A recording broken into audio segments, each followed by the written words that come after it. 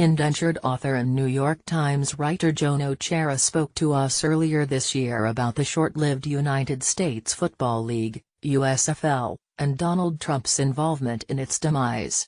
The following is a transcript of this video. The United States Football League with the league intended to play football in the spring that lasted between 1983 and 1985. So they had 3 seasons. And as a spring league in that first year, it was pretty. They didn't do badly, it didn't make money, but they had decent TV ratings, they had 2 TV networks, they had Herschel Walker, they had Steve Young, and they had Jim Kelly.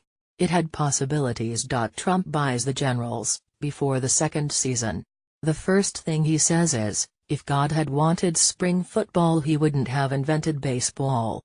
So he buys into a spring league having every intention to move it to the fall to go head-to-head with the NFL, because that's the way he thinks. It was a terrible, terrible decision. At the beginning of the 3rd season, the league actually decided that for the 4th season they would go to the fall. The networks were furious, the players knew it wasn't going to work out, the losses really started to mount, the owners were getting incredibly upset. Trump had a solution, however. His solution was, we're gonna sue. We're going to sue the NFL for being monopolists. The large part of the argument was, we can't get a network contract because they have all 3 networks locked up, so they must be a monopolist. The jury did, in fact, rule that the NFL was a monopolist that had harmed the USFL. They had asked for $1.2 billion in damages, and the jury said, we're going to give you $1.